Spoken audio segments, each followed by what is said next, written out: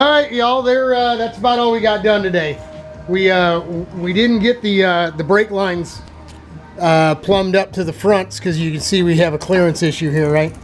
Now I have 90s and I have straight fittings, right? And that straight fittings are what was on it. I'd have to do this here. You know, this piece, crimped piece here, is not flexible. So as this thing turns, you know, let's see if I can work it. Right, this thing it would turn like so, and I just don't like that. So what I'm gonna do is tomorrow I'm gonna run out to Utica, where my mom's old neighborhood was, or the hardware store out there is just Ace Hardware out there. They got everything. I'm gonna get some. I believe they're gonna be called a bushing or a union, a male to female, 1/8" pipe male to 1/8" pipe female. I guess it's a bushing or a union, something that'll space this 45 fitting out. You know, so we'll put that union or bushing in first, and then we'll put that 45 in the end, and hopefully that'll bring it out past here, and we'll clear everything. I would make it myself, but I don't. The male pipe, you know, you kind of got to cut everything on an angle first, and then run it. Nah, I'm not even gonna attempt it. So we'll just go buy them because they're cheap. You know, they're a couple bucks. So it's just, yeah, everything's closed now. It's well after 7. I just got done. I ran in the house, had a quick half a cup of coffee, and watched the running of the Belmont there. Old Hot Rod Charlie, he was my guy for the Kentucky Derby too. I don't bet, but I do dabble. Our buddy Tom Austin. Hey, how you doing, Tom? I don't know if Tommy looks in, probably not, but he was in the Marines. He's from here in the neighborhood, and after high school went into Marines. Was stationed out in California.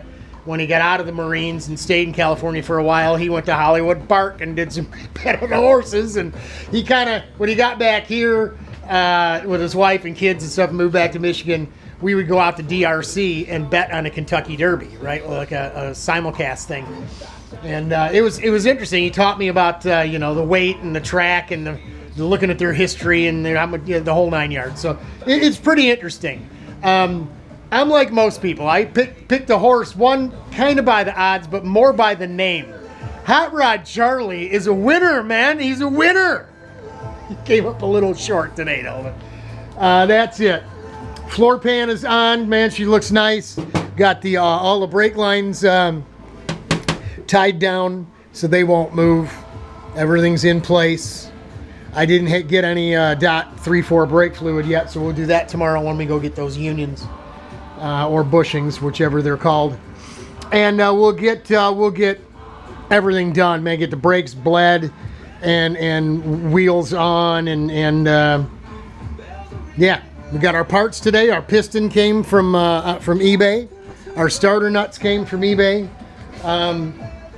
Tony, Canton Arrow, buddy, I need my hone back, bro, so I can get the old Yama dog fixed up. I think I'm gonna go with the other motor first anyway, though, but still. You know, just kidding, Tony. Anytime you get a minute, drop her on by. Yeah, that's it. And it really looks nice. That floor tray.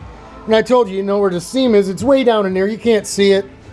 And no one's going to be able to see it when I'm winning the big vintage race at 150 miles per hour. That's right. Okay, more like 95 miles an hour, but still, she looks sweet, doesn't she, guys? It's coming along. I'm telling you, another week and a half, this thing will be running. Hang in there, y'all. God bless, Godspeed. We're praying for you.